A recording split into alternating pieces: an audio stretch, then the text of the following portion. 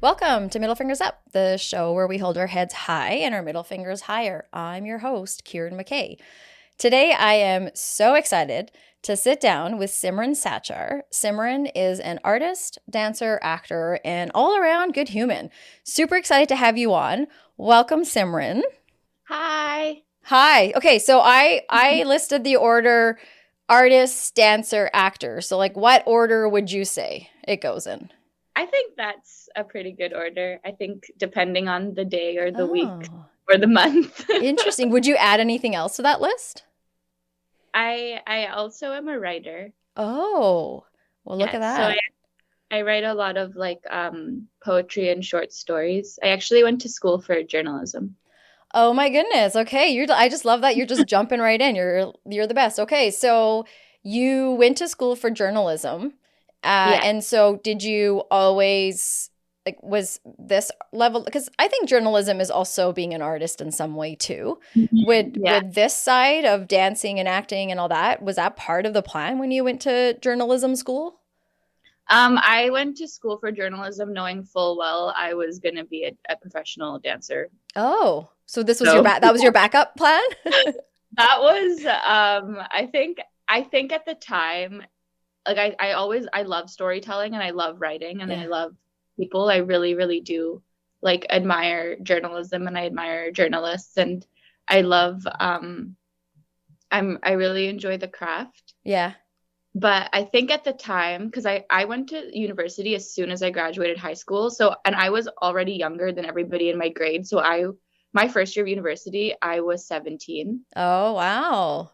So I feel like at that time in my brain, all I was thinking of was like, I just need to go to school to get my parents to shut up. So yeah. Good little brown girl. Good job. Yeah. I didn't even think I thought of it as a backup plan. I don't even think in my mind, oh, there's gonna be a backup plan. I don't even need a backup plan. Like I'm gonna do what I'm gonna do. And this part of my life is just so my parents are happy and like I love it. Something. But now that I'm here and I'm 25, out of school and I'm fully in the industry, I guess. I am so happy I went to school. And I'm so happy that I have so many skills and so many things outside of being an artist and outside of being a dancer or an actor. Because even acting is super new to me. I just started in the past few months. Other than that, I haven't really done much acting throughout my life. My whole life has just been dance. Right. Okay. So it's just like very exciting to me to add all these different things that are parts of me. So what skills would you say you learned through going to school that you can bring into the artist world that you're in now? Honestly, a lot of being an artist is responding to emails and setting up terms and boundaries for yourself and conditions for yourself. And there's so much advocacy work, I think, that we get into when we are artists. And I feel like we're really lucky because for who don't know, I'm staying in so-called Vancouver. So I'm on the territories of the Musqueam, Squamish, and Tsleil-Waututh nations. I think so. Being here in this city and on this land, where actually I feel very lucky because I think in BC, I feel like that the province is, in terms of advocacy, I'm not going to say it's like all the way there. It's not at all, but I do think it is a little bit more ahead than other arts in terms of like arts advocacy. And I think, I don't know what it's like in the States, but I do think that we have a lot of leeway to, for ourselves as artists, have like a bit more rights and have a bit more of, I would say like ourselves as a business sometimes, which I don't like to view myself like that. And I really don't like to view what I do is that. But I think when it's your job, there is like a certain way that is having to be held so that we can communicate and set things up for ourselves. So I think going to school, honestly, like a lot of the class, like I think my most helpful class when I went to school was one of the business classes I took, which was business communication and learning just how to really properly structure an email and structure a letter and structure these things. And I'm not saying like a cover letter, I'm saying like a letter or a memo or like what, just get things out straight and direct and to the point, clear and concise. And I think as artists, that's really hard to do because we're not really taught that side of things. Like I grew up in the dance studio world. So I grew up in a dance academy doing very classical dancing like ballet and modern, contemporary, jazz and tap. And all I learned was dance, right? Like I just learned steps and I learned foundation, I learned technique and I learned about my body, but I never really learned about how to hold myself as a business. Yes. Yeah, you're an entrepreneur, right? Like it is. Yeah, you're right. That's a really good point. How are you supposed to walk into those rooms, and why would the customer, which is the casting director, whoever, why would they want to buy your product? So that's a really nice way of putting it. And it's like even outside of the auditions, like not even walking in the room, but like just emailing people. Like I work a lot with grants and funding, and even just that, even really learning all these different communication skills in university, I think really carried over to how I was able to get funding for myself as an artist. Because for me, I don't think I am fully fulfilled in the film and TV world, or fully fulfilled always doing a different person's direction over me. Like I really love producing my own work. So, and I love teaching, and I want dance to be accessible. So grants are very, very important systems for me to understand, so I can have a career also on my own and not having always be waiting on the next thing. Or like kind of sometimes when you come off of a job, it just feels like you're floating until something else brings you down. And I don't want to always feel that floatingness. Like I really do love it so much. I don't want it to be something I only do because I'm getting hired on a job. Right. I have so much fun producing and have so much fun creating that the grant system is super important to me. So I think going to school, just these little classes that where you learn how to like get to the point, or even like in journalism, like learning skills like interviewing, like how to really say what you mean, get those questions out. I think that really helped me like be super clear and concise, and you know, you can have really good ideas, but if you can't translate them, nobody's going to want to fund them. If you can't communicate them clearly and tell people why, especially if you're a person of color, then it's even harder for like your idea to be taken to even be taken seriously and be on the table. Part of going to school, you sort of learned organizational skills, how to be succinct, how to talk the talk essentially in your industry. And in doing that, I would imagine you're also learning your own voice. I'm hearing there's also self-advocacy, all these sorts of things. So I'm curious how someone of color that is in the business and that you are, how are you vocalizing what representation means? How are you talking about it? What do you have to say about that, about representation? It's honestly, okay, it's a very loaded question. So I'm just trying to track in my brain. So I started dancing when I was 3 years old. I literally was put into the dance academy at 3 years old, and I didn't stop. I've never taken a break from dance. I've never taken a year off. I've never even taken a month off since I was 3. So it's kind of it's very interesting for me because even though I am very young, I have been dancing for so long that I have literally seen, at one point in my life, did I finally see realistic representation of something I can like go towards, of somebody who like looks like me. And actually, I don't think I really received that until this year.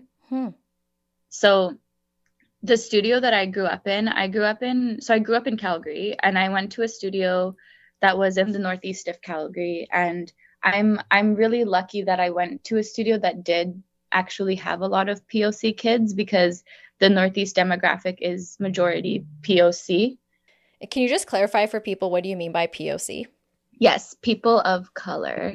Yeah, so the studio I grew up in, I feel very lucky because I did have a lot of people of POC kids around me. Yeah. But it was still like majority white people, white kids, white people. And all of my dance teachers have always been white. So I think, as a kid, that's not really something I think that affects you in the moment, or you're not conscious of it. But it is interesting to look back and I think really notice how hard it is to have to really fight, I guess, to be seen. It kind of reminds me of a lot of auditions. We can be in an audition room and there can be maybe 50 white girls and 2 brown girls, and they can select all of the white girls if they want to. They can select, let's say they're going to select 10 out of those 50 people, right? 9 of them can be white, but only 1 brown girl is going to get picked. And so even saying that out loud, it like makes my heart sink to my stomach. It reminds me of myself having to, even in like practice auditions or dance convention rooms, having to fight so extra hard to be seen, like to the point that I'm probably not even dancing well because that's another thing that's on my mind. And so I feel like as I got older in dance, I changed high schools. I went to a performing arts high school, which was in the Southwest. So there was all predominantly white people there. And so I felt like I went into culture shock when I went into high school because I just came from a school where even the white people in my school felt like they were people of color because they grew up with us and they were kind of the minority in our schools. And then I go into high school and you have to audition to get into the school, and there was maybe out of 50 plus in our cohort, there was maybe 2 Asian kids, I guess, and then 2 brown kids and 2 black kids, and then everybody else was white. Right. And I think like I like learned pretty quick that how I act in the Northeast at school is not the same way I can act here in this school. And so I can really distinctly feel when I started to change, when I started to become more white coded, when I started to code switch, who I would code switch around, who was I able to be myself. I also remember being in like a cooking class in high school, and there was these 4 kids in the class who were probably seen as like the troublemakers, but they were just the only people of color in the class. And they were like my comfort zone. Interesting. Yeah. And I felt so safe, and I felt like I could laugh around them and like my shoulders could drop around them, but they weren't in the dance program. Right. They were just like kids who went to the high school.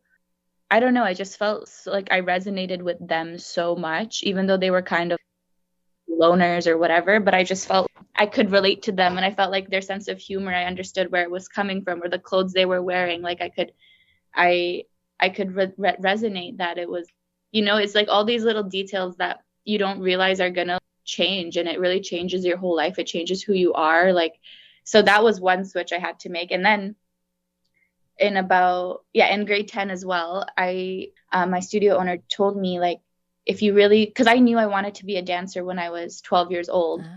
And she was like, if you want to do this, you need to go to a different studio because they can prepare you for that world a little bit more than I can do here. And that was very generous of her and very loving, because the studio world is not like that. Like, studio owners tend to really hold on to their students because that's their money. Right. Yeah. Yeah. And it was I just remember that was very selfless of her. And if she didn't do that, I wouldn't have gone on to do what I do now. And like, I owe so much to her for that. So she told my mom and me that we would have to leave the studio and go to a different studio. And she found the best studios in Western Canada for me to like to really like get me to that level, because honestly, there's just like literally there's just ways of moving that this studio was not equipped to reach to me, so I had to move to a different studio. And so I switched studios, and then again entered this whole new dance world. I grew up in a dance, like a pretty ballet heavy academy, so we didn't do competitions. We did like a lot of dance exams and a lot of training of just technique and, you know, very studious way of dance.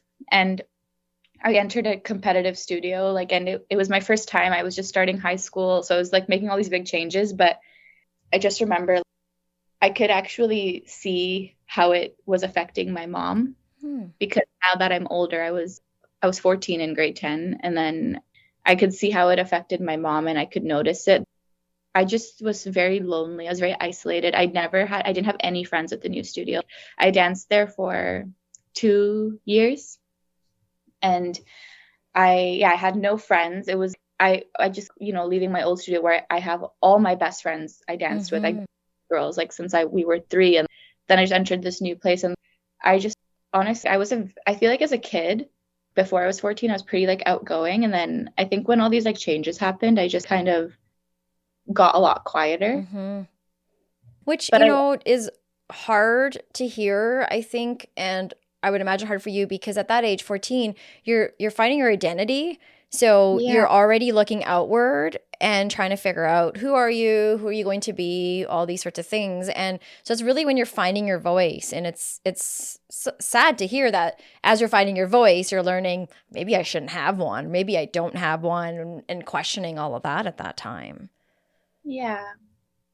It is very interesting thinking back to that and like noticing that, but at the same time, I can just remember where I was channeling everything, and I really was channeling it into my movement, because at 14 years old is also the age I started freestyling all the time, which was like honestly a skill that not a lot of kids in the studio world had, but I had, and I was very strong at it and kept getting stronger. And a lot of dancers around me they could all pick up choreography and execute it beautifully, but not a lot of people around me were freestyling. Right. I got to it before a lot of them. That's awesome. Which yeah. really cool. Where did that come from for you? When I switched into this new studio, even though I was so miserable and it was so hard, I was literally treated like trash at that studio. I was treated like shit. Why? Like you're the new guy? Why? Why are you being treated that way? Because dance teachers can just be so abusive. And maybe it's because I'm new, maybe it's because I'm maybe not as good as the other kids yet. Maybe it's because I was getting better. Maybe it's because I'm the only brown person in the whole class. Maybe I don't know, but and it didn't just happen to me. It happened to a lot of kids.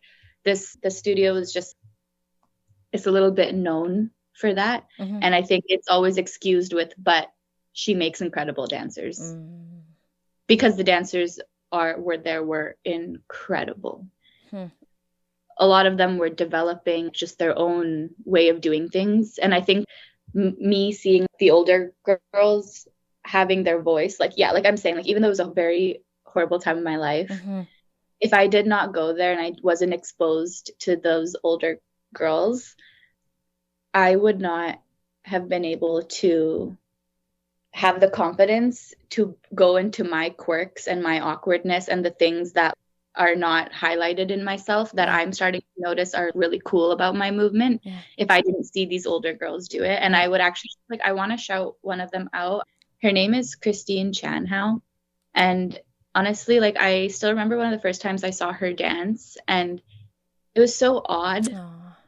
And I felt like I really understood it more than I've understood any of the other dancing that I've studied since I was 3 years old. So for maybe 12 years now at that time, when I was 14. And I remember I would watch her dance, and then like I would just go home and go in my room in front of like my mirror, and I had the smallest little room in the Northeast. I would in front of my mirror, and I would just play music, and I would just freestyle for hours. And then I started, if you go like all the way down to my Instagram, like upload so many freestyle videos where I'm just in my living room back when I lived in Calgary. Yeah. And just each year, like, I don't know, I would just stay up till 3 a.m. Everyone in my house is sleeping, and I'd be in the living room or in the hallway, like making dance videos, trying to like fit my body and like dance in these like really cute, like very peculiar spaces, dark closets, or like my staircase. I was just like, I was already experimenting with so many things at such a young age. So even though I wasn't like maybe so verbal about these things, that was being channeled into so much. And now I feel like, because I was exposed to that and I saw someone like Christine, and then I was able to do that myself, that now there is no like me. And I'm very confident in that. And I think I held on to that since I was young. Yeah. And that like the trailblaze, like made me trailblaze in my own path. Yeah. Find your own story. And like now my dance career is so niche and so specific to me that I am now so confident that there's nobody else who could walk this path. I just want to say, this mentality that you have is phenomenal, because what I'm really hearing you say is there's room for so many more of these stories. I think sometimes when you're in the field you're in, the entertainment world, there's a lot of competition, and that competition starts to pit people against each other. And I'm talking, you, like you said, you walk into that audition room and all those other girls, instead of encouraging and supporting each other, it's like, she looks kind of like me. She might get it, or they might get it, or that one person might get it. And what I'm hearing you say is, actually, when you start to own your own story and you find your own uniqueness and you bring that outward, it doesn't matter what the person next to you is bringing, because like you can't, how do you compete? And when I hear you talk, that's exactly what I hear you say is you're finding your own story, your own voice, and thriving, and not getting caught in the other people that are in the same field, or the other brown girls out there that are doing their thing, let alone the other women out there doing their thing. And I think that's amazing. Mm-hmm. Like honestly, there is not a lot of brown women in dance. There is really only a handful of us, and all of us are like best friends. Why do you think there aren't that many of our women in dance? I think there's so many reasons. I think one, dance is expensive. Yeah. That's a good point very too. Expensive. Dance and hockey, I think, are the most expensive activities for kids to be in. Now that I'm older, my dad is very quiet, right? So if he wasn't always vocally saying things, the amount that they had to work so I could go to dance and I would go to school, done school at 3 p.m. I would go straight to the studio every single day, even Fridays, 4:30, start my first class, and I wouldn't be back home until 10 p.m. Wow. And when I got older, like after maybe 17 years old, and I could, stay out a bit later, I wouldn't come home until 4 a.m. Wow. So it's my parents, I'm so fortunate that they worked really hard, and it showed me that I have to work really hard to keep doing this. Like it's not as easy as like we just go in the studio and we dance. A lot of, even now, like dance just gets more and more expensive. Even now, a lot of my peers, we have to work so many jobs so we can continue training, so we can continue dancing. And that is a big aspect why I think, like, a lot of people don't get to experience these things, and it's so important for me. Accessible. All of my classes are by donation or free, because I try really hard to get grants or funding so that I can make it happen that way. Yeah. And so I think that's a big reason. I think like also within our culture, I think like just the way patriarchy has affected brown people and like South Asian households is like a really, really big thing. You know, like I think specifically in South Asian households, not the one I grew up in, fortunately, but I do think that there is, you know, a lot of pull from letting a girl go into things that are hyper feminine. And I'm not saying dance is hyper feminine. I don't think dance has any gender at all, but I'm saying this from like maybe a South Asian perspective. Well, it's very sensual. Yeah, like seeing, like that is maybe the initial first view they get is that dance is, you know, more feminine. And it's also highlighting our bodies, and our bodies are, I would agree, like growing up, our bodies are just meant to be hidden in so many ways. One more thing I just wanted to add for the last point is I also do think that just like immigrants in general, our households, I think like a big priority for us is security. Yeah. And being an artist does not give promised security. And from the outside, I internally, now that I do it, I know it's possible, but I'm just saying, like, from the outside, like when we just look at things very quickly without diving into them, at first glance, I think it's very like easy, like, you know, it's like even my dad, he supports me so much, but I had to really prove it. Like I had to fucking prove it. Like I think anybody can tell me that. I obviously, you know, my parents or families, whatever, everybody understands why. Why do you want to do this, right? Because I love it, obviously. Why would I do anything else? Everybody gets it. But I have to show them how I'm going to do it. That's like the hard part. How am I going to do this? How am I going to? And I'm still, right now, still feel like I'm showing, like trying so hard.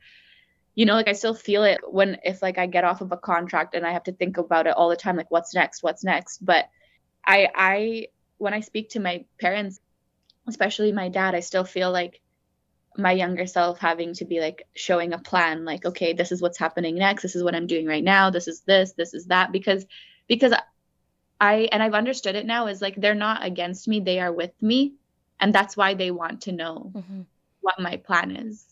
Right. And so I think like, that's another big reason why a lot of immigrant households, being an artist is not encouraged, and maybe something more stable is encouraged, not because anyone is against anything. I think it's just security is such a big priority. And when you don't have security consistently, that really affects everything else you do. Oh, totally. And our parents, immigrant parents, I love that you bring it up. And anyone that's come on here that comes from an immigrant household brings it up in their own way. I love it.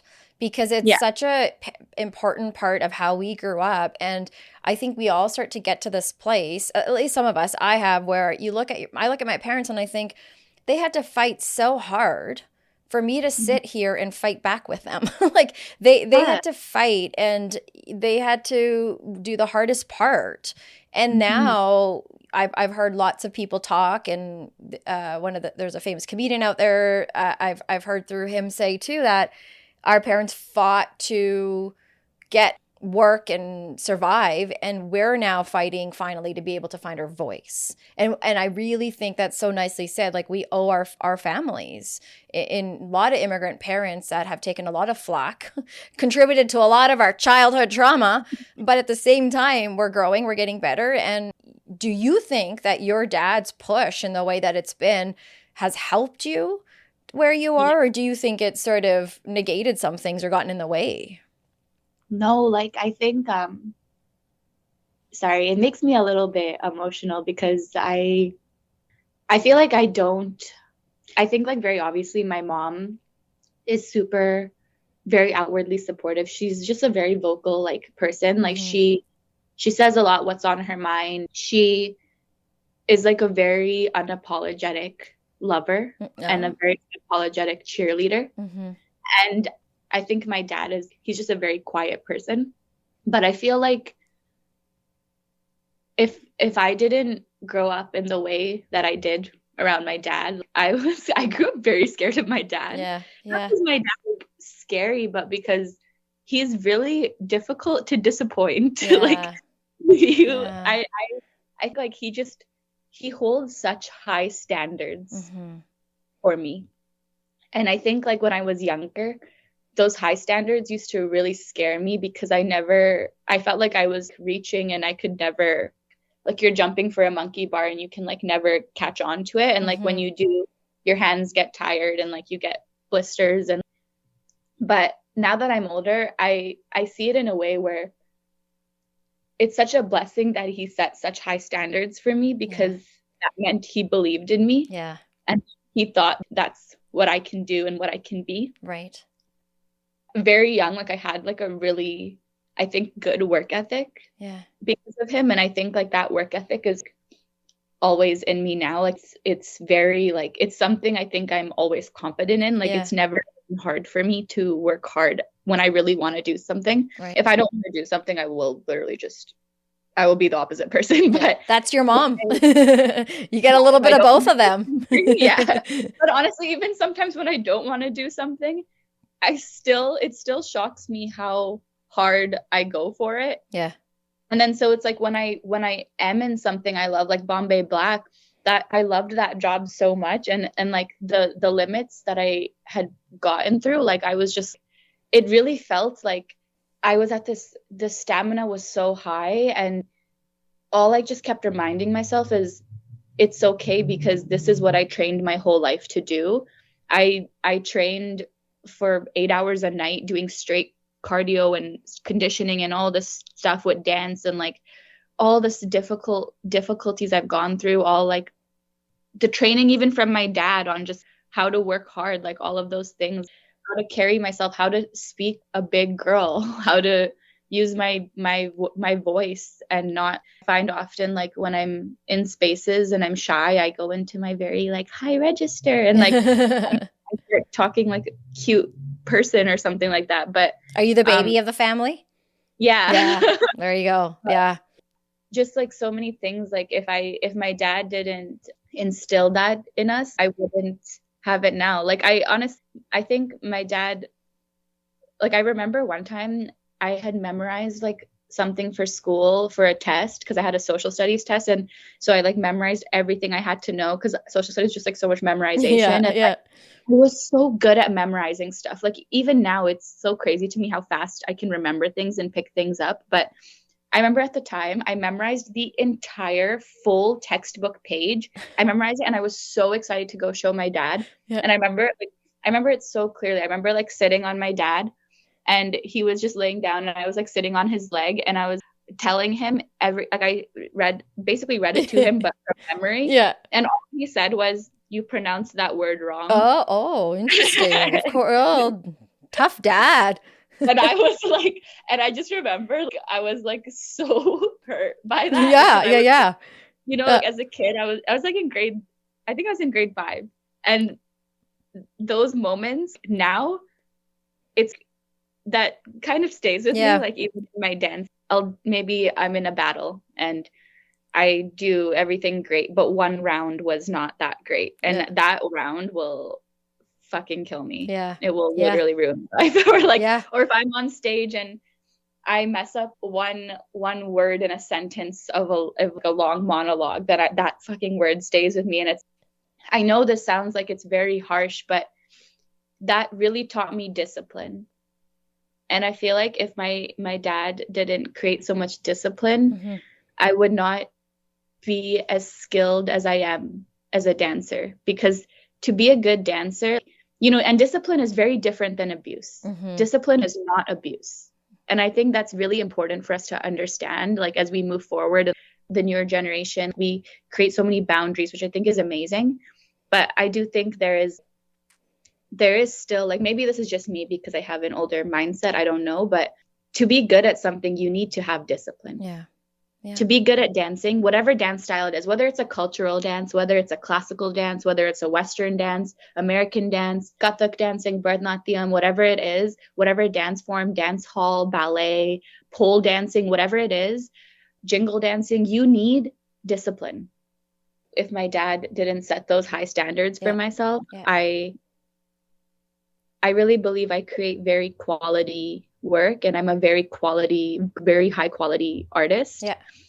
And that is because I think I'm constantly disciplining myself in the way that like I know I need to train all the time still. Yeah. I'm in class all the time. I'm in acting classes all the time. I'm in dance classes all the time. I train by myself a lot. Those are things that we need to do for me to continue being successful in this, right? Like if someone's to ask me like, oh, how are you doing what you do? Like my first thing to them will be train. Yeah. You have to train really hard. Yeah.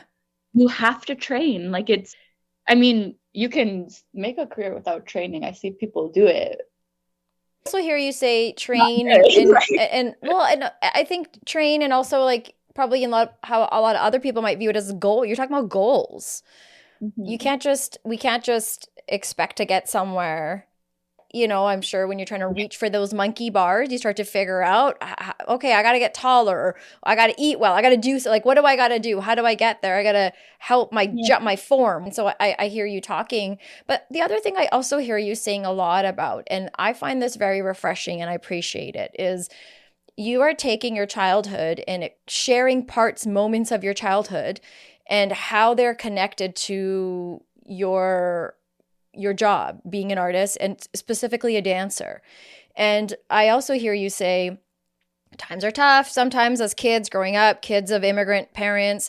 And I love how you talk about discipline and abuse. And I'm listening to you, and then I'm like, you know what? You had a helpful therapeutic process. Growing up, you had movement in your life, and you're dancing since 3 years old. And you're 25 now, and every day for hours you have movement. And I'm listening to you talk, and I think, you know, a lot of us could sit here and say, oh, my dad was abusive, and my dad didn't love me, my dad never gave me appreciation, all these things. And you're saying, no, I found the love in the spaces between. I know his love meant this. And I'm like, you got to use dance and process it. Like, would you say that was part of processing hard times as well? Yeah, totally. There's a lot of different kind of movement practices, a lot of movement practices that I incorporate into my own classes, which I do think are like very healing for our bodies. They're called somatic movement processes or somatic movement.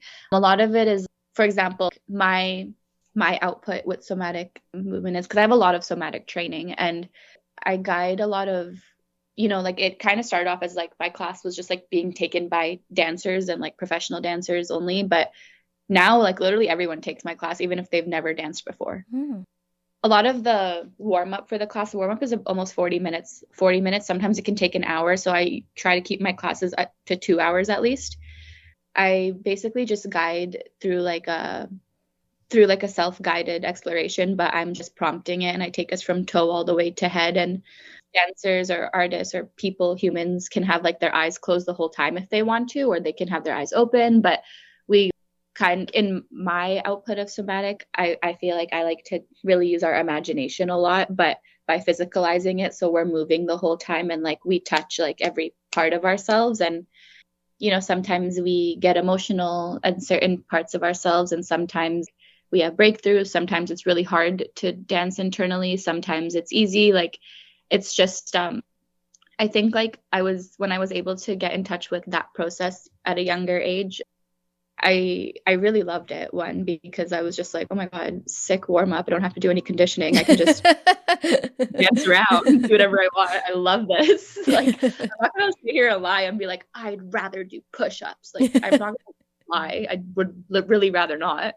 So like, if I was in a dance intensive or convention, and like the warm up was going to be say it was like a contemporary teacher who walks in, who's just, you know, too cool for like what everyone else is doing for warm-ups, and they'd start taking us through like this like very, just like at the time, like now it's not so out of the box, so maybe at the time it was like a bit more out of the box for like all us studio kids, and like, we get to like just be like in this like imagination land. Like, I would love those. Like, those are the people I wanted to be, and I feel like I'm that person, and I literally love it so much, because I know I'm saying a lot of stuff about working harder, but what I'm learning now is to work smarter. Yeah. So like when I talk about the monkey bars, and you were saying like, oh, maybe you have to get taller, like you have to eat more or something.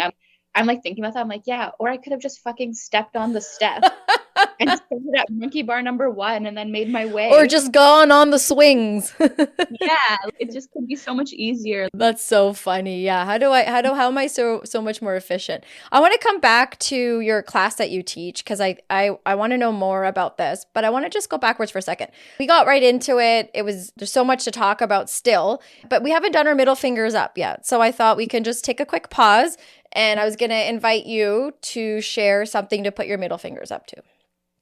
I want to say middle fingers up to silence. Oh. Yeah. Say more?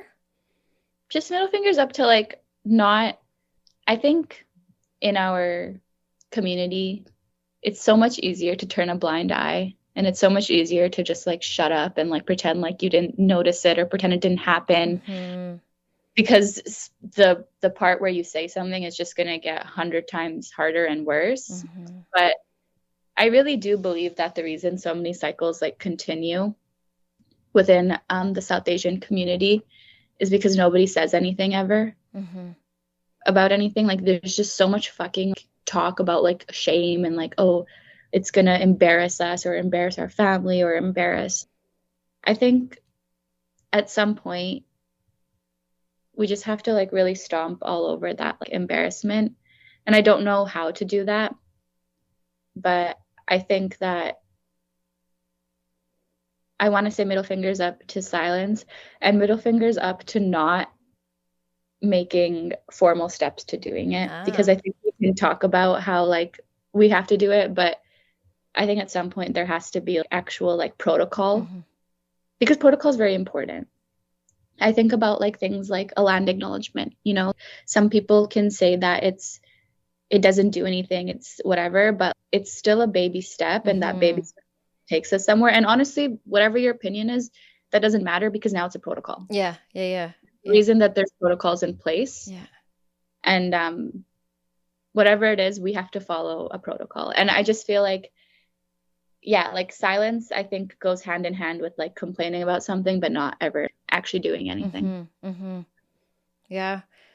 I appreciate that. I think that's good. I think there's lots of, what do you think are the reasons or why silence is still chosen? And some people feel like it's not even a choice. Some people feel like that they have no choice but to remain silent or suffer in isolation. Where do you think that comes from? What do you think keeps motivating it? I think it's just there's so much violence within our community. There really is a lot of violence. Mm-hmm. Like there is a lot of violence. When I was so I think because there's so much violence, I feel like we're just scared. Like I'm scared.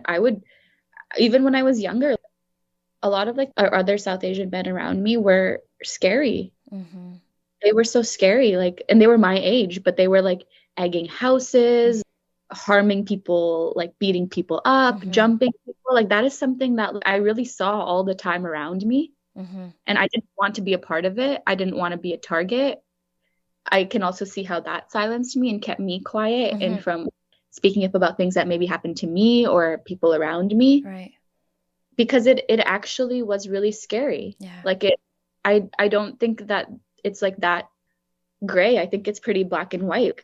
We stay quiet because we don't want to actually literally get jumped or literally. Yeah, we're afraid. Fear is definitely a contributing factor in remaining silent, or maybe even like being, that whole accepting judgment. If I say something, it means mm-hmm. that I'm going to accept that this happened or it's happening, let alone accept what you've said about it or have done about it or what. And it's this power play as well, where we've lost power, we're trying to gain power, and it's a tricky thing for sure. And I think a big part of this project is trying to build that bridge between that silence and our wellness. It's the more we can talk about it. You're right. Land acknowledgements are reminders, and it's a small piece, but we can't, like your dad said, what's the plan? We can't just get to the end game. Like, what are the steps to get there? And I think it's the same with stigma, in the same way of us talking, us sharing.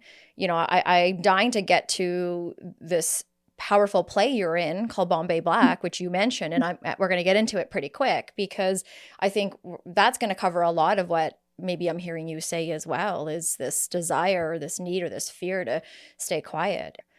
Yeah. It's scariness is subtle now. It's in social media.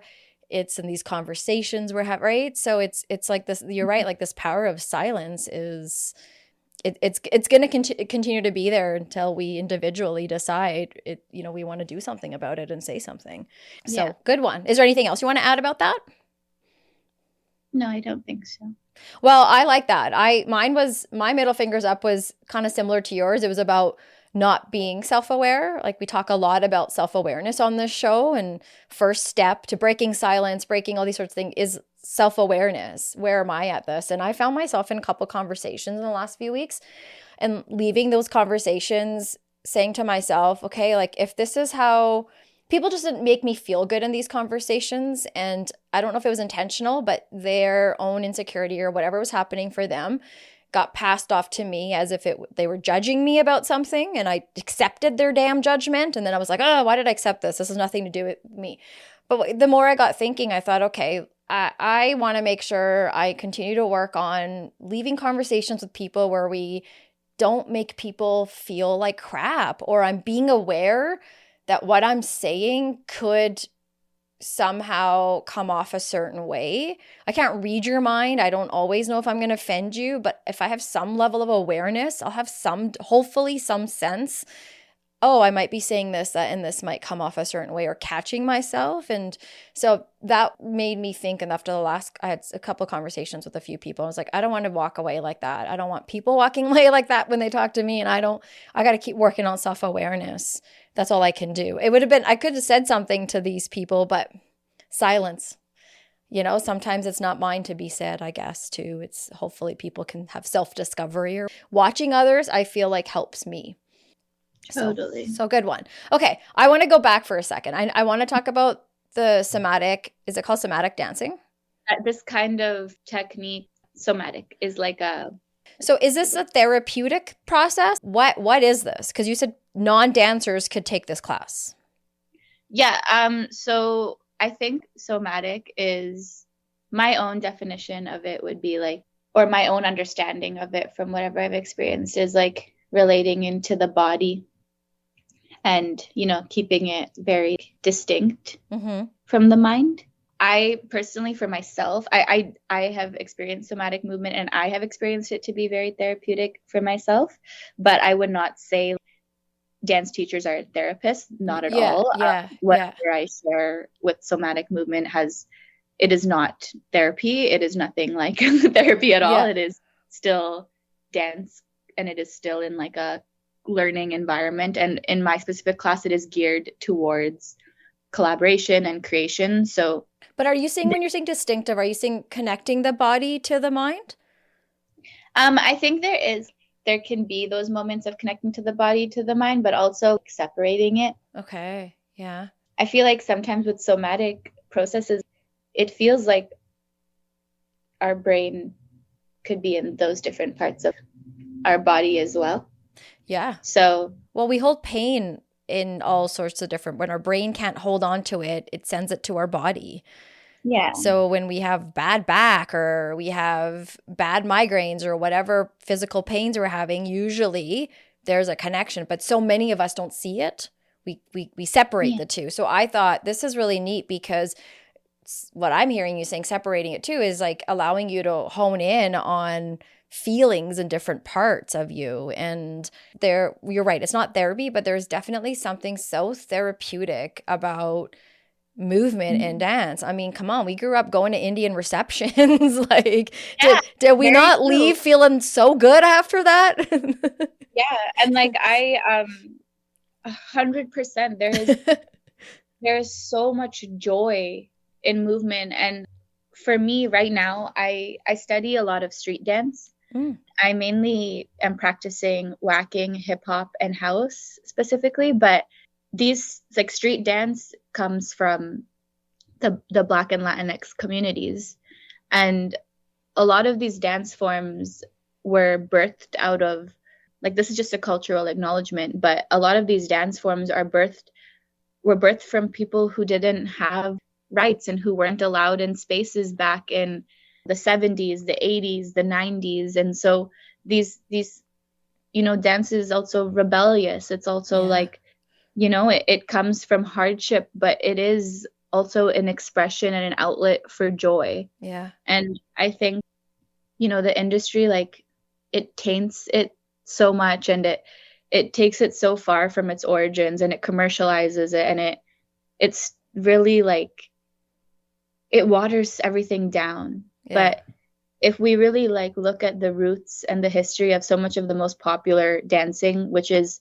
street dancing, I would encourage everybody to look at the history, because there's so much depth to it, and so much, I don't know, like, for example, I spend a lot of time training in New York, and last summer I went to New York and I learned from a lot of the OGs of house and hip hop and waacking. And for waacking, I learned from a bit of a newer generation of OGs. But what is waacking? Waacking is a dance style that was birthed in the 70s in Los Angeles. So it is an element of the original, or like the style called punking, which I don't know too much about punking. I'm still learning, but I can speak for waacking. And waacking was birthed in Los Angeles in the 70s, in the disco era, and it was birthed by Black and Latinx gay men specifically, because they didn't have they didn't really have a lot of formal training back then, and they also didn't have spaces that they could enter back then. So they were in these underground clubs, and that's where they would express themselves. So waacking is like originally a social dance. A lot of the technique and foundation comes from like the arms like rolling and like waacking. Yes. I see that you do that. I've seen that in things that you've posted. Okay. And a lot of it's like a lot of the technique and foundation is really tied to musicality. So musicality is very important, meaning like you are kind of bringing the music to life, but also it can be done to any music, which is like why it's very, I think, like such a so diverse raw dance form. And there's so much. And also another big part of it is storytelling. Waacking was super, like, a lot of it was inspired from silent films. So and I think as well punking is kind of, I said waacking is an element of punking, right? And so that was inspired by a lot of silent films. So a lot of times, from what I've heard from different OGs, like I obviously wasn't alive at that time, but from what I've heard from different OGs is because they didn't have formal training, is they would watch like a lot of these silent films, where they'd read like the comic books back in the day, and like they would just literally be imitating exactly what this actress was doing, and they would turn it into a dance because it was silent film. So it's all nonverbal communication, nonverbal storytelling, and that's just kind of how the dance was birthed. So it's very dramatic. It's very like very present, very in tune. It's one of the forms where you cannot hide yourself. I feel like it's really hard to fake it. You can't fake it. But yeah, so waacking, it often gets confused with voguing, but they're very different and very distinct, and they're also from like totally different coasts. Voguing comes from New York, which is the East Coast, and waacking, like I said, comes from Los Angeles, which is the West Coast. Interesting. Here we go again, East and West Coast rivalries. But the styles are not rival. They feed into each other a lot, but they're also they work together, distinct from each other, but they come from very similar communities. And so totally, like, I won't go too much into it but yeah, I'll just mention those two things. And there's a lot of great resources out there to learn more about it. But yeah, so a lot of like street dance, like I said, is like birthed from these communities. And like I said, I was in New York, and I was learning from a lot of the OGs of hip hop and house. And so these are people who were around, who helped create these styles of dance, who did create these styles of dance, and who were around as these styles of dance began to like thrive. And before their eyes, they literally saw what they created become a world phenomenon. But maybe they didn't always get the credit, because things get commercialized and like things get lost in translation. But now the history is so clear and direct, and you won't be able to get away with saying that you don't know where it's coming from, because that happens everywhere now. But like these OGs, they are like in their 60s, maybe 70s, and even older, and they are out dancing all of us. Like Oh, I they love it. dance all of us. And like it is such a testament to like, I'm sure, as I see some of them and they're just so healthy. Like their skin is glass and like Yeah, their man. They got body. happiness like running through their Yeah. veins. Happiness, but also experience, just like Mm. so much experience that is so, things that we can only hear about and talk about now. They were around when house started becoming a phenomenon. So house clubs were becoming a thing, but then in New York, the mayor changed, and I don't remember the name, but like they got a really racist mayor. So then the mayor shut down the clubs, and then they had to take dancing into studios, and then clubs, then the new mayor came, and then the clubs reopened and they got to go back into the clubs. But like a lot of these dances that are like world phenomenon that we see like everywhere now, is it started in the clubs. It started from like pure needing to release, wanting Hmm. connection.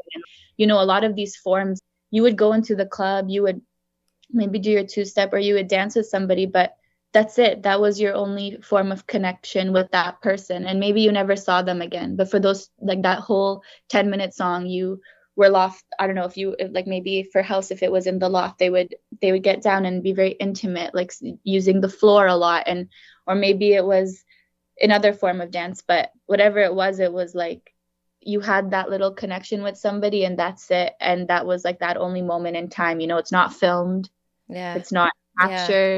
You It's don't even it's talk about about you. being intentionally present. Yeah, and maybe you don't even know their name. Maybe you never find out their name, but for a second you got to know them in this way. Yeah. I think like what's hard about, I don't think it that really exists anymore. Mm. Like the clubs, at least in Vancouver, club scene is not like that. But when I was in New York, it was really amazing. Like I got to party with a lot of the OGs, so I got to witness and see how they got down and how they get down and how what it really means to be at a party, because it's not a bad thing. Yeah. It is actually a very beautiful thing, to like be at a cookout or be Right. at Yeah. a bar, and like you said, we talk about the wedding receptions. Like Yeah. it is a really beautiful thing that all night we just dance and we're Yeah. celebrating. There's of course like so much crazy dramatic stuff that happens, but Yeah. at the end of the day, we're all dancing and celebrating. I love it. When is your favorite time of the day to create? I don't know if I have a favorite time. I feel like it just randomly happens. I feel like a lot of the time it's the middle of the night and then I feel like doing something, but Yeah. I think when I'm like really in a mood, then I can like focus in on something for like months Yeah. Wow. and like Okay. I don't really let go of it for a while. Does it consume you? I'm trying not to let it do that. Oh, And interesting. I think it does very easily, but I don't think that's good for me. Mm. Yeah. So I'm trying to separate it and give myself more like, boundaries around like when I use it, especially if it is for like work or something. Hmm. But if it's not for work, then I think I just let it be free and flow in like its own way. But Yeah. I think when it comes to work, there is certain boundaries I try to Yeah. put around myself. But I do love it a lot, and because I love it, it is easy for it to become like the whole day Yeah. You or live the it, whole. breathe it, right? Yeah.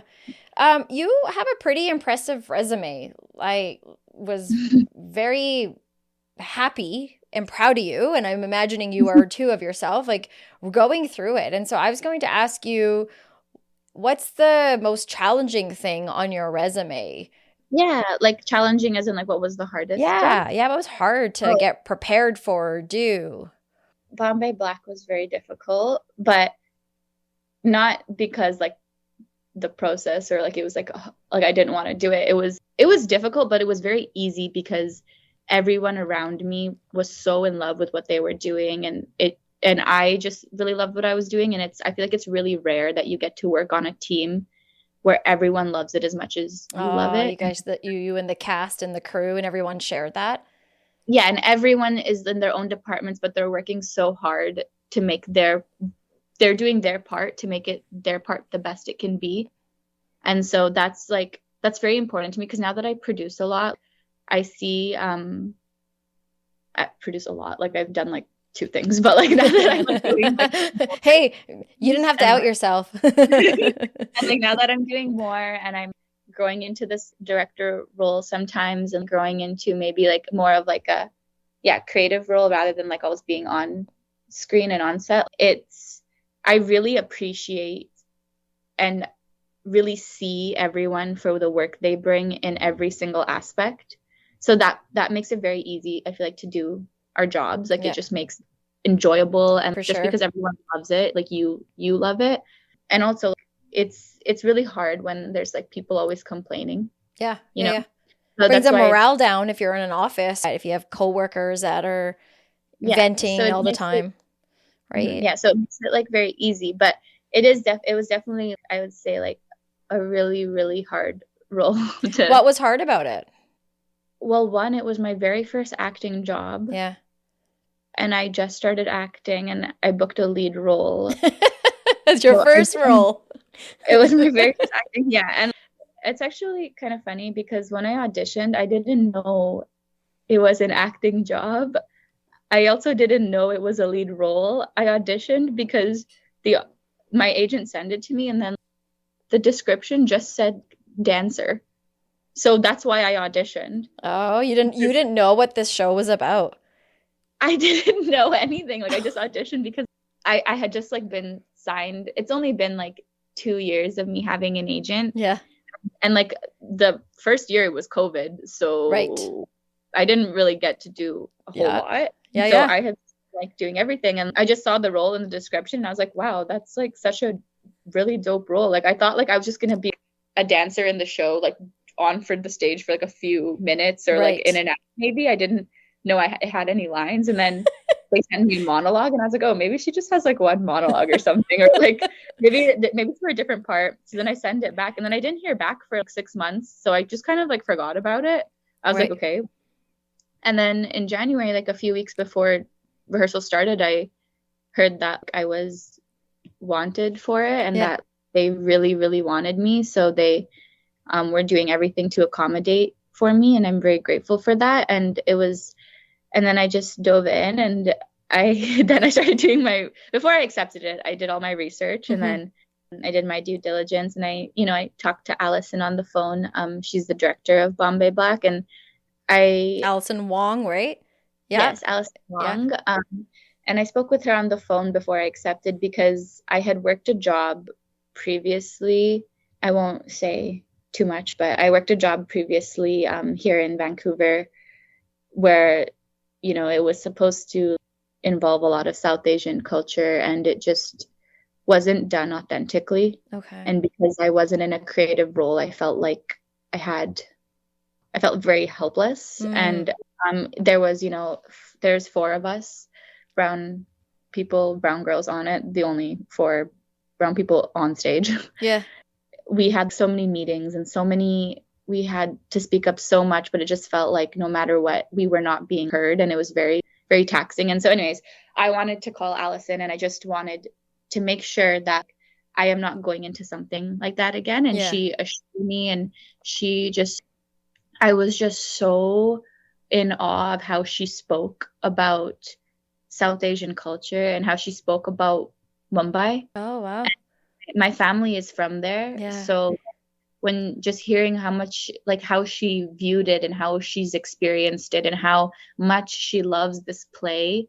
And this play has never been directed by a woman before, I think. That's right. Yeah. And because this play has been around for, I think, since 2006, like 17 years, right? Yeah. It's won awards. Anosh Irani, the writer of the play, has also won awards too, right? So it's a pretty big deal with what she's signing on for as well. I don't know if I would have accepted it if it was being directed by a man.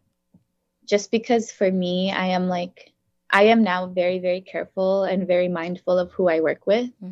And sometimes that means I say no to things that maybe could be good on the resume, but I'm trying to find a balance between this because I am still building myself. I'm still emerging. I'm not there yet. And I hope I never get there, but I'm still emerging. So I'm trying to find this balance of being mindful of who I work with, but also being smart for my career. Yeah, for sure. And good Allison, for you. Yeah, and Allison is just, she's so amazing. Her as a director, it was just so calm to be under her direction. And I don't know if she felt like that. Maybe she had like a lot of crazy things in her brain, but I think something that makes a really good director, and I think the only way we can learn to be good directors is just by being in everyone's process and like seeing all these other directors work. And that's how I'm learning. I've just been working with so many different people, and Yeah. I pick up the things that they do, and I really try to work in a lot of diverse spaces, whether it's in the opera or whether it's in theater or in film and TV or something. Like I just want to see how different spaces are Right. directed, Yeah. internally things work. And Allison just really taught me that we can get the job done, and we can take our time, and we can go at a slow pace. We have work to do, so we'll get it done, but she just makes it very easy to trust her. Yeah. So maybe I personally in my own head, like I'm always trying to run really fast, but like she makes it very easy to just walk beside her. Yeah. Yeah. And so that's like when I spoke with her the first time on the phone, I just immediately felt like this, I have to do this. I have to, because I had to decide like right away if I'm going to move back home for 2 months. So Yeah, I because it just was like, being, you're right, it was being featured here in Calgary yeah. and you're And out so there. Yeah. So you, yeah, yeah. so she just made it super, super easy to like, be on board. So tell us about what was challenging, what was hard about this. Like, let's talk a little bit about the story. Oh yeah, Okay. that was So I'm I going to never tell you mentioned. something too. I, first of all, I know you through your sister. I know your Mhm. sister very well. And so, but I don't know you. And so then I hear from my sister-in-law, who's best friends with your sister. Shout out to Nana. Nana's always working in the background. She's always there. She's always there. She's like this. All my guests somehow must be connected to her. So my husband and I and a couple of friends decided to go to this show because you're in it, and it has to do with the South Asian community, and Alberta Theatre Projects is putting this on. So you're like, oh, this is going to be interesting. What's this about? Okay, let's do it. I know nothing about it. Bombay Black. I look it up. The description tells you it's. I mean, you can talk about it if you want to tell us a little bit about it. What's it about? It I don't want to give too much away because that's not fair to Anosh, but it is about, I would say its basis is about human relationships. Deeply, that's Yeah. what it's about, but like very complicated human Yeah. relationships. Yeah. Yeah. But the storyline is about an exotic dancer, and her mother is selling her out of their apartment in Bombay. And so it's a three-person play. The other character involved is a blind man who comes in, and throughout the play, he's like a little bit of a mystery, a little bit of like a middleman, but he comes in, and throughout the story, he starts revealing all these secrets and these mysteries about their past. Yeah. He kind of flips their life upside down a little. Yeah. So I would say that is like kind of the very general like synopsis of the show. Right, right. Yeah. So it's like, why would a blind man, when you read about it, why would a blind man have an interest going to watch this exotic dancer? So you're like, yeah, okay, I'm in. Let's watch this. This is gonna be interesting. And I'm just Yeah. imagining it's gonna be just a bunch of dancing. That's what I'm. So just like you with your audition, that's what I thought I was going to watch, a bunch of dancing. I'm like, great. And we show up, we get in there, get started. And the Martha Cohen Theater here in Calgary at Alberta Theatre Projects is just breath. Like, it is beautiful. Yeah. Beautiful. I feel like I'm literally on the Titanic. If I was on the Titanic, just the way the balconies are built, beautiful. And it's a very intimate theater. So yourself and your co-stars, who were wonderful in the show as well, you guys are on a small stage together, and then you kind of use some of the audience's tables as your prop table to have some of your props on. So it's very intimate, which is really nice to see. But Yeah. once we get going in this show, you start to realize, oh, this is a little deeper than your average, exotic dancing and cabaret show. And so I kind of had to take a minute for myself and think, okay, I'm in here. I'm going to let's go with it. And at the intermission, we paused. And so I was asking our friends and my husband, I kind of got quiet and I was curious, what did they think? And my husband was blown away. And his question to me was, it's really sad though that there's hardly any South Asians here. Like where are all the brown people? We need to have them here. And I'm like, yeah, it's very interesting because it was besides me and these two other brown women that were there that day, there was maybe 4 or 5 people of color in the crowd, and everyone else was Caucasian. And so I thought, on one hand, great, it's nice to see the community supporting this show. But then on the other hand, when you're watching the show is about, in my words, I'm going to talk about my experience of it was re-scripting your trauma, and it talks a lot about sexual trauma. And you and I kind of talked about in the beginning of this interview about that part of our anatomy that is hidden growing up, and this whole biology, this whole our bodies and sex and all this stuff. Like, we don't really grow up with that. We don't really go there. And this play is so intimate and openly is in your face about what happens when memories resurface and we don't tend to them. Yeah. And also, how has your environment been impacting you? Because it's about intergenerational trauma, right? The mom has also clearly experienced her own, as a woman, her own abuse. And you say things in that play, Simran, that Carrie and I afterwards, my husband's like, you got to ask her, where did Simran go because the girl you play is Apsara, right? Mm-hmm. Where did Simran go when Apsara had to say those very intimate things about being sexually assaulted as a child? You start to learn about all sorts of things, like you say, start to unravel between mother-daughter, this other mystery man that shows up and is part of this past. And so anyways, back to you. Where was Simran during the process of this? Like, how did you prepare for a role like this? Yeah. I know one thing that was very difficult, I think, in the role is that there are so many similarities between us. Yeah. My family is from Mumbai, like I said, so a lot of the things mentioned in the play, like the setting, and a lot of, like we talk about, for example, like the Taj Mahal Hotel, my parents met there. Right. And it's a pretty well-known hotel. Yeah, and like a lot of these things that we're talking about, like they're familiar to me. They're things that are relatable to me, maybe not at that scale, but at a certain scale are all those audios, right? Like there's a lot of sound in there. Sorry to cut you off, but like there's a lot of sensory. It's so you can tell that you guys want us to tap into all these senses. So I'm imagining even listening to cars honking and stuff is reminding you of. Yeah, and I think one thing in terms of preparation where I would be able to separate myself is, I think, finding Apsara's movement outside of the exotic dancing was very, very important for me. It was something I think I highlighted right away, even on the phone call with Allison, was that there is no way that the only side of her dancing is Bombay bar dancing when, you know, we have this woman, this person who she is so underestimated. She's been through so much in her life, and there are so many things that are trapped inside of her, and so many things that she's never gotten to experience. Mm-hmm.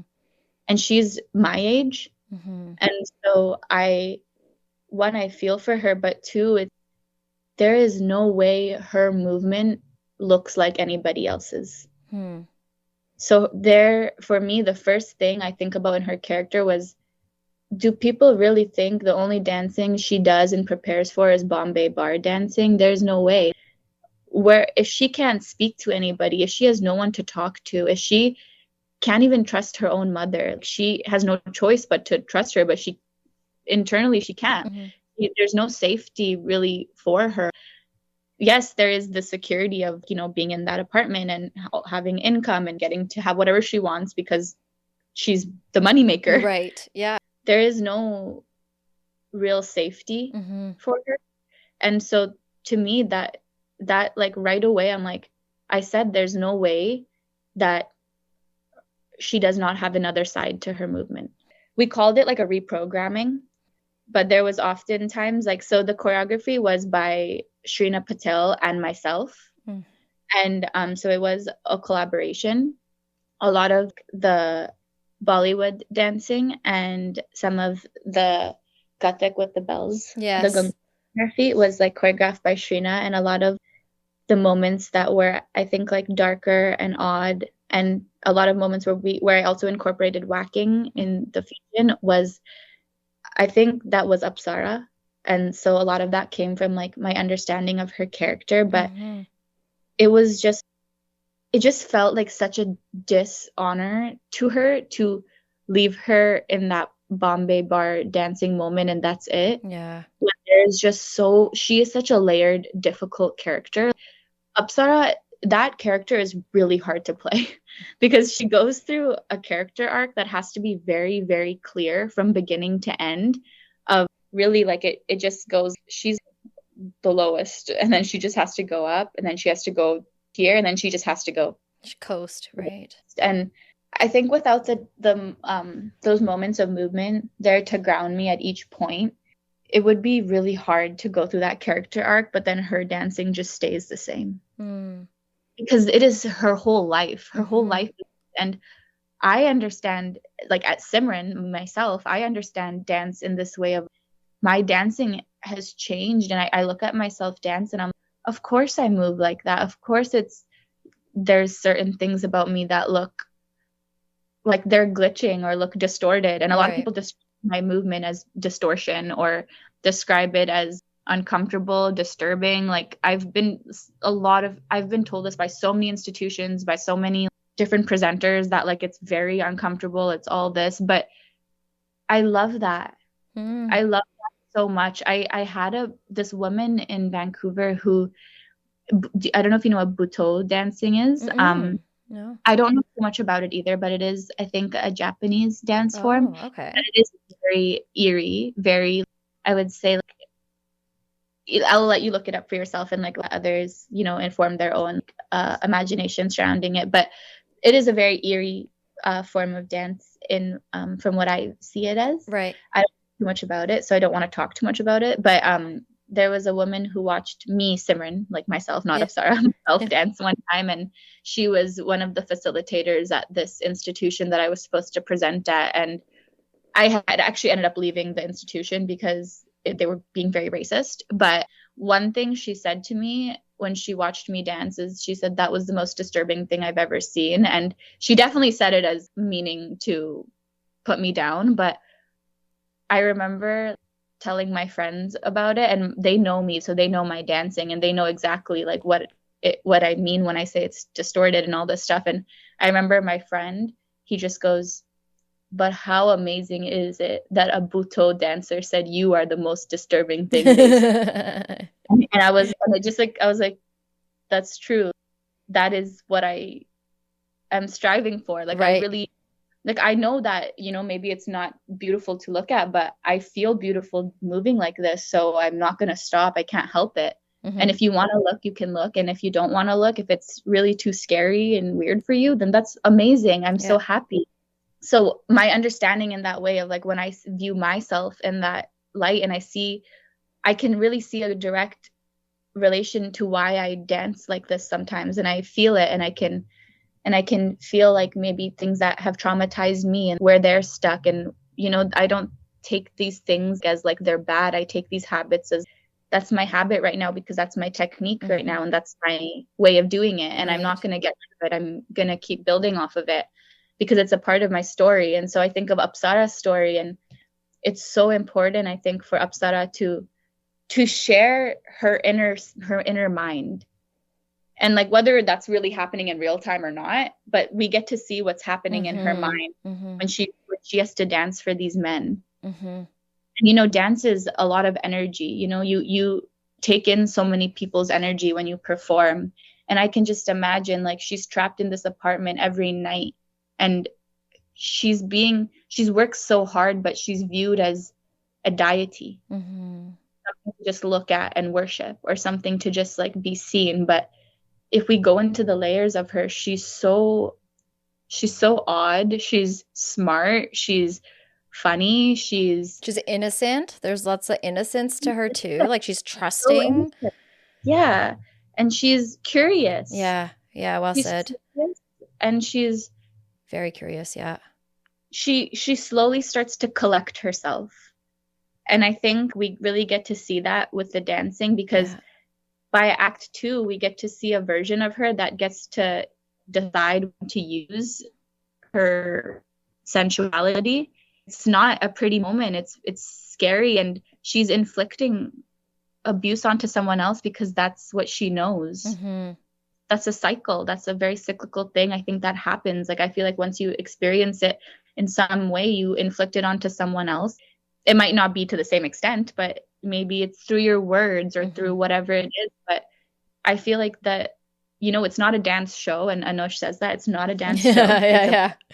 It's a play, but she is a human. But as a human, this is the way she knows how to express herself. I think that's very well said. And I want to highlight when you talk about the curiosity, because when we were watching it, we talked about that, our friends and I too, about this. You get introduced to this woman's dark past, and you then watch her, through her curiosity, lean in and walk towards some dark parts of her life that I think take a lot of vulnerability and bravery to want to go in and tap into and say, what is this? What's this about? And how is this connected to me? And then what do I want to do with it moving forward? How am I going to bring this along with me? And I think that's how you break some of those generational traumas and those cyclical patterns that happen, is like, how can I step away and look at what I can do for myself? I also think it's interesting that you were described, just some of your dancing was described as disturbing or similar to the Japanese form, because when I was reading about the writer Anosh, he also had in one article talked about how this play was described as disturbing as well. And then I'm thinking about that word disturbance, and you're bringing it up, and you think, yeah, disturb, I guess, is like a form of challenge. When we're disturbed by something, it's because it's unknown, we're challenged, it's too risky. And I think, oh, that's so cool that you come out of that looking at, oh, I like that, because you're provoking. That's what you're doing. And which brings me back to my comment about how so many people from our community and people that have experienced sexual trauma, people that don't know about sexual trauma, people that just want to support the South Asian community, let's just even start there, I think really could have benefited from watching that. And hopefully there's an opportunity for more shows like that, because it was through storytelling, I think, a very powerful way to talk about this stuff happens. It happens in all sorts of ways. And we're all connected. You said we inflict it, we pass it on, we connect our story to others. And so if we don't talk about it and go there, then women and people like Apsara keep suffering in silence.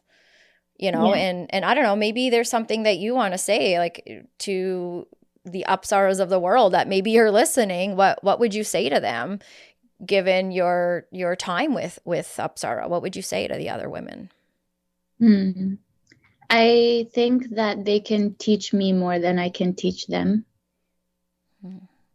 And so I don't know if I would say anything to them. I would maybe pass them the mic or something like that, and they can let me know. Because I feel like even with Apsara, like I would sometimes feel a little bit like, it would feel like a little bit of like a stab when, like, maybe some friends would tell me, oh, you're so similar to her, like you're so same as her, and I'm like, but am I? Like, do you really know me? like not really. Like, yeah, sure. We're both brown. We're both, I guess, originally from Mumbai. Like, I wasn't born there, but that's where my family roots go back to. And, maybe we both live in, anxious, fearful states, but that's because we both are coming from a community that inflicts that into us. But there is so much privilege I have that Apsara does not have. And sometimes when I hear that, it's a little bit scary, because I'm like, can you not see how different it is, though? Like, how different our experience is. Like, I grew up very free. This girl grew up trapped in an apartment for her whole life, knowing anything about herself. And like doesn't, I think if I could say anything, I would say that she is so smart. She is so intelligent and she is so brave. I myself am given so many tools to recreate my own story and recreate my own narrative. And I have done it and I'm doing it. But to watch someone like Apsara create her own narrative and her own story, it really gives me there's no excuses for me. Yeah. And I feel like that's very inspiring to see her do so much. I'm like, yeah, I have no excuses because if she can do it, I can do it and anybody can do it. Yeah, she had no one, right? Like her mom had to go through her own process and wouldn't be able to be there for her in the way, and so she had to be her person to go there. And I agree with you. That's where I was like, holy crap, watching, just like we couldn't look away because it was hard. It was hard to watch at times because the woman that played the mother, she is very talented as well. And actually, all three of you, like, I can't say either of you aren't, because I also really liked the man that played the character, the blind man. Like that character was very interesting too, and he did a really good job playing the blind man. A couple times I was like, is he really blind? Because he's doing a really good job here. So the three of you had really good chemistry, but watching that mother, I thought, oh man, like there's so much there to tap into because she has her experiences and she's projecting all she knows, what she believes, her fears, what she thinks she's doing to protect. She thinks she's preparing you for the world because men are terrible people, as her character would describe her experiences. So with Vinesh and Suchita plays Kamal. Both of them, one, I would not have been able to play Apsara without both of them because, like I said, it was my first acting job, and just I really learned by example, by following their example. And particularly like Vinesh, just because like both of them in their own ways have really helped me craft myself in this space and really like helped me, achieve these things. But with Vinesh, she was a really important person for me to see in my career, because I have never seen an older South Asian woman who has such a strong career and so talented. And Vinesh is like, I think she's 57 or 50. I learned that, man. And she started acting when she was 30. And so to me, it's just one, working around her is so inspiring. She never stops. She loves what she does so much that she constantly has that script to her face in her hand. Me and her would call each other after, like, oh, do you want to go run lines? It's our day off. She was the standard. And I think she is now forever like who I am going to be when I enter any job. And I think, one, she was important for me to see. Two, she was important for my parents to see. Because she is not just, doing this, randomly or something. This is her life. This is her career. She travels all over the world for it. It's her full-time income. Like, she is established. She's got it going. Like, off when she's off Bombay Black, somebody else wants her. Like, she's so strong. She's so powerful. And she is full of so much life and fun and youth. And she is just a very easygoing person. And I love hearing that. Yeah. Yes. Yeah. And I think just for me, it was just working with her. I think I am a very confident person, but I think working with her, it fired a different belief in myself. And that, because I also am somebody who, when I really love something, I stay so glued to it.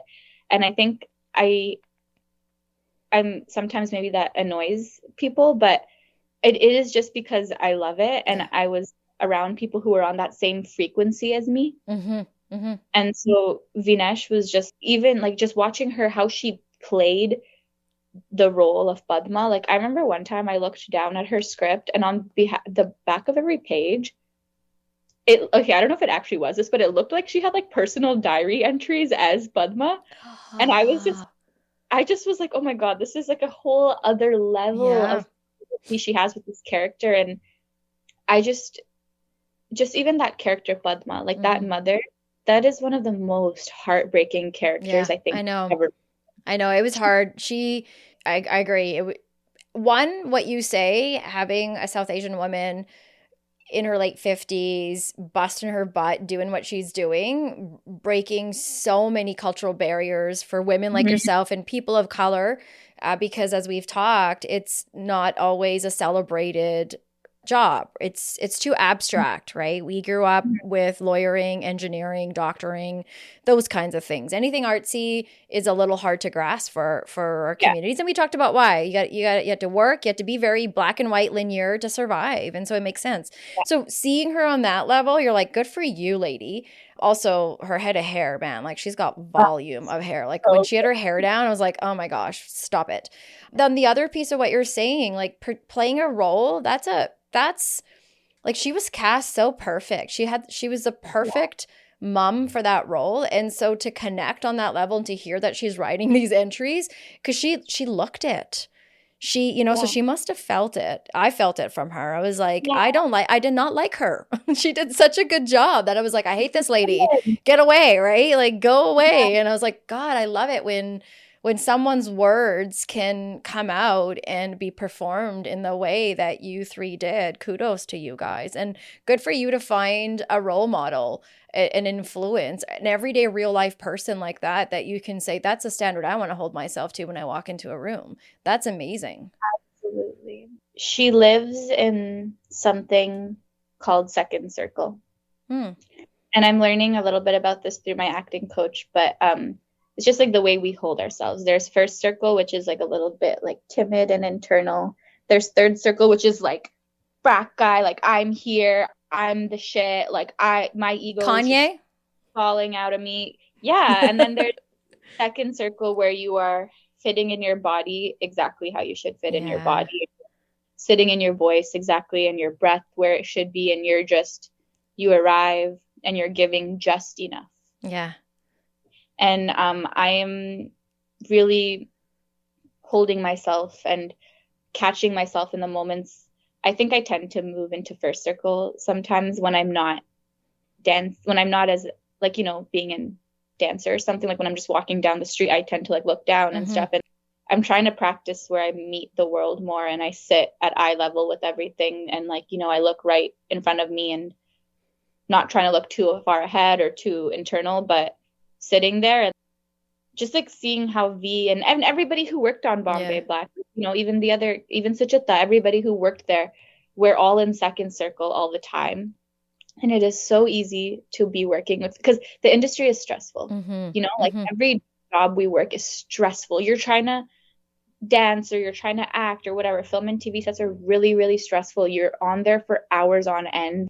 All of these things are they're very consuming. Right. And everyone is always stressed out. And so I think living in second circle is really a beautiful way for everyone to get their job done as easily as they can get their job done, and being kind to everybody and being polite and direct and just knowing we have something to do. Yeah. So we don't take things personally and stuff. But yeah, like Vinesh and everyone a part of Bombay Black was just such a beautiful example of that.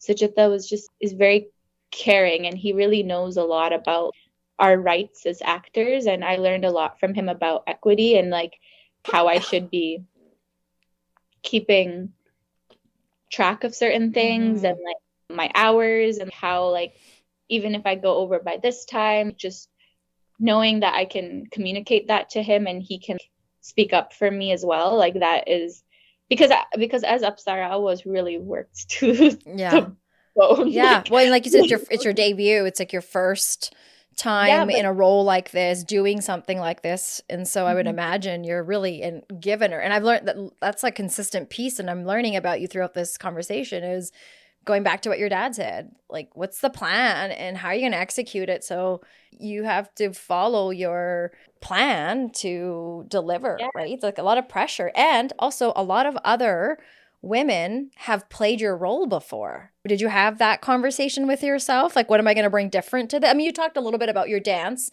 some of the choreography that you brought, that was a different twist.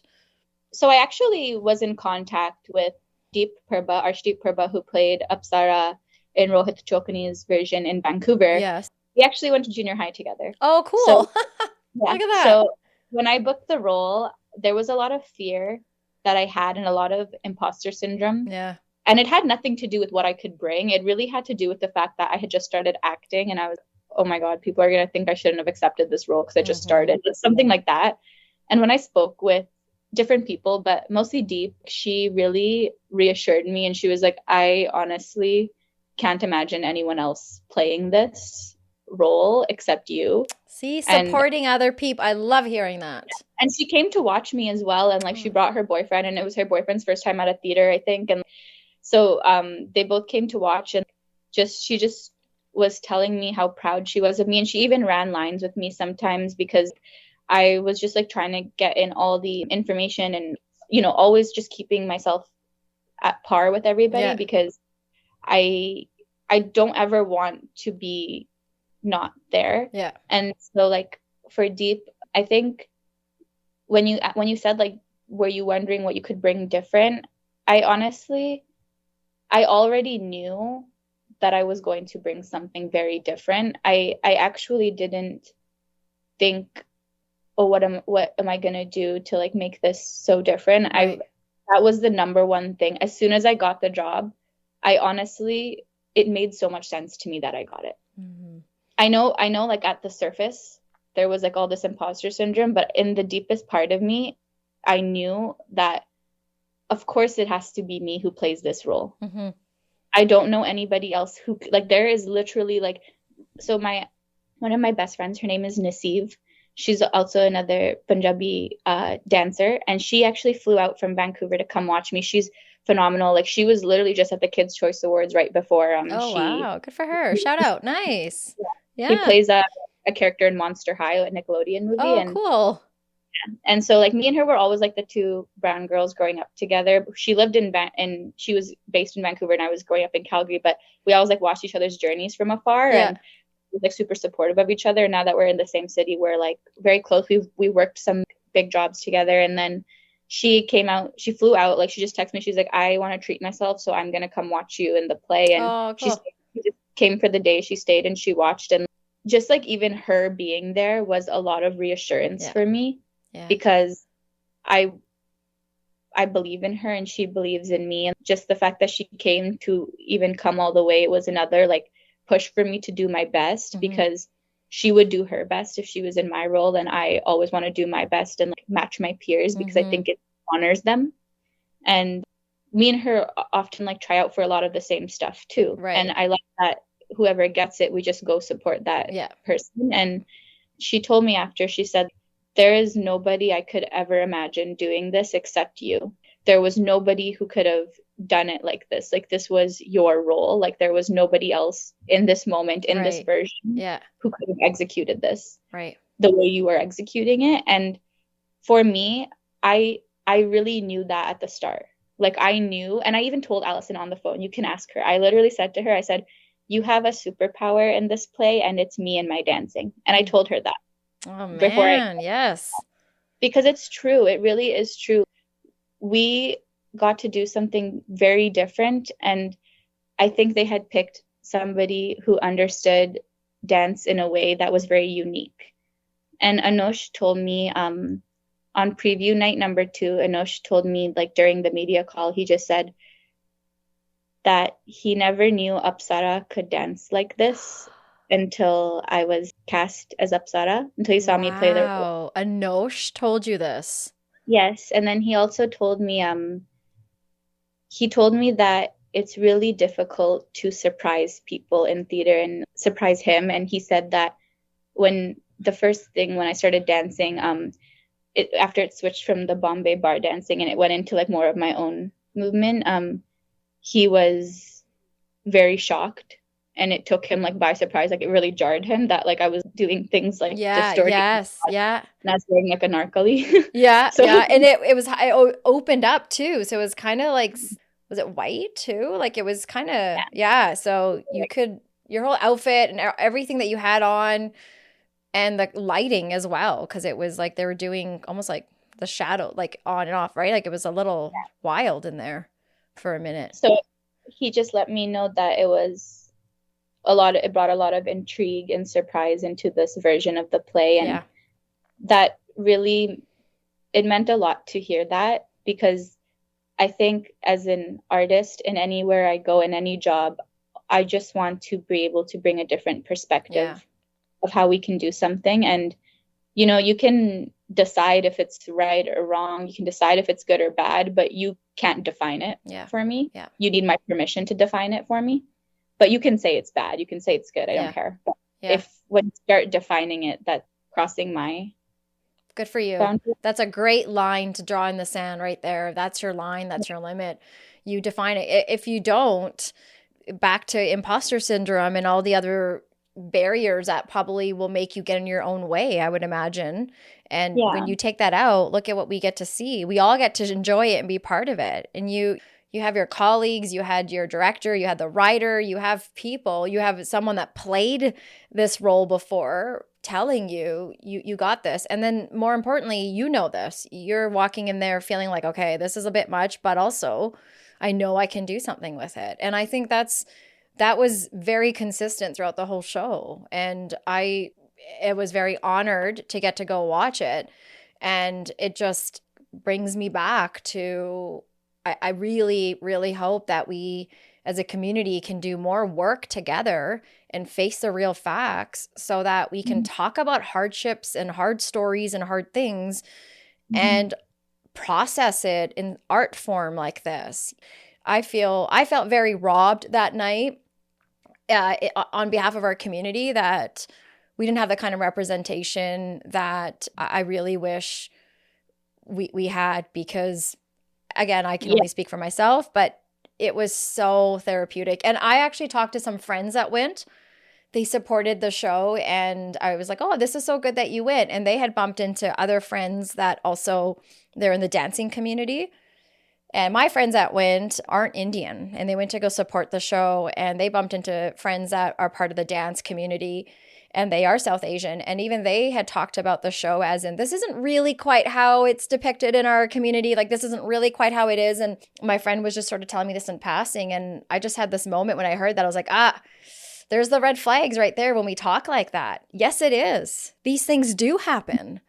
This is one version of a story, but these things happen to people every day. And if we continue to close the door, or I just also think your colleague that played the blind man, such that playing that role, I think the metaphor of him being blind, it's another element of sometimes I was like, oh, it's cool that he's blind, because it's also like in your face about how we are all blind to this. These things happen to us, and we don't need to have sight to not be blind, you know? And so we turn the eye. So very well done, well portrayed. And I think you're going to go places, man. Like I said this to you before the interview, this is a selfish side of me, really glad that I get to know you at this part of your career, because you're only going up from here, and it's going to be really cool getting to watch you and see you perform in all sorts of different ways. And as a South Asian woman that is climbing her way through that difficult field, I really appreciate the presence that you're bringing, the grace that you're bringing, and the way that you're talking is going to pave a lot of ways for many of us. I'm going to ask you at this point, if there's anything that you wish I had asked or that we had talked about today that we didn't, like, what do you have upcoming? Anything that we should keep our eyes out for, or is it going to be hush hush? No, so within dance or within the arts, I currently work with a lot of XR technology. XR is extended reality, so it's an umbrella term for like AR, VR, all this new technology, but I specifically work with a lot of volumetric film. So that's kind of like touching into 3D film and touching into like animation and things like VR or motion capture or like a lot of stuff. There's not a lot of gender diverse people in our field, and there's not a lot of women in our field and not a lot of women of color. It's very white male dominated because it's a tech field, but it opens a lot of space for performances and for performances to expand in different ways. So I've actually created 2 XR works. One of them was just jumped headfirst into something I had no idea anything about, and I got some funding and I created a team with it, and we made a little prototype. It was titled Beta. It premiered at Luna Arts Fest in Revelstoke last summer. And cool. with that technology, I've just been researching a lot over the past few years, and I'm in the process of creating a full version of that now that I have had a little bit more research and time to experience it a bit, and that should be premiering this summer. It's a working title. I did have a title for it, but now I might change it, so I won't say it yet. But, and this time I am like directing it and writing it and choreographing it, and we're just in the last few phases of the film, and it should be able to premiere soon. And I'll have like more information about the premiere on my Instagram. But yeah, I work with a lot of technologies as well, so I'm kind of expanding in a different field of the arts right now with my dancing. And that's amazing. So if people want to follow you, where can they find you? On Instagram at Simzies, SIMZIEZ.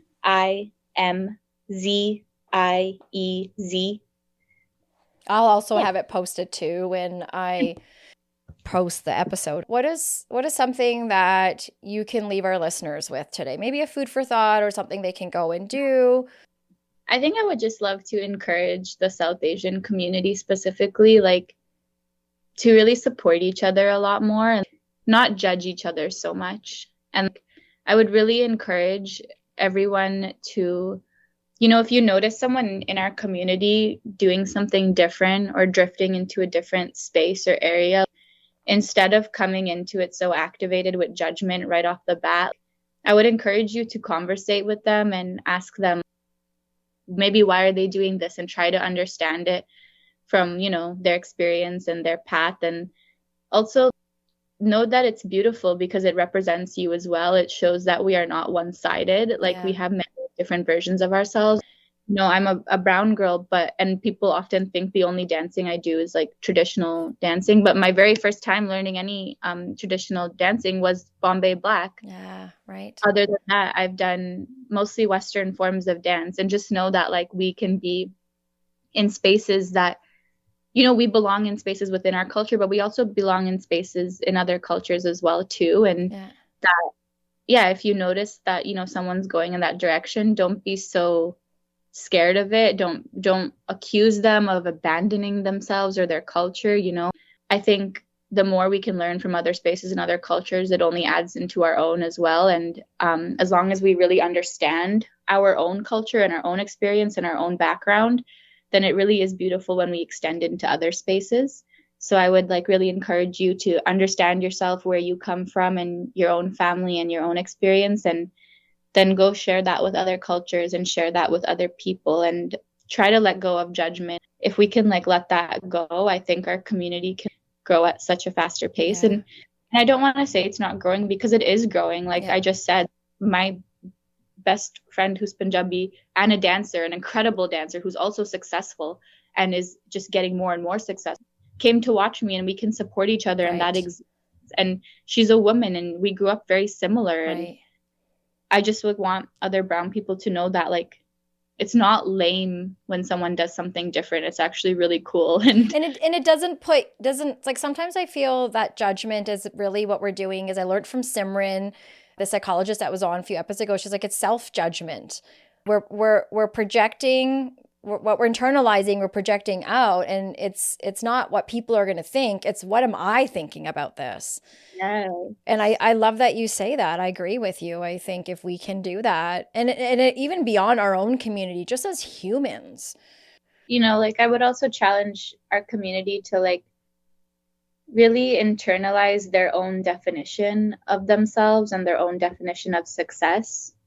Because I think, I just think brown people are so diverse, and I think we don't get our flowers as fast because we don't give it to ourselves first.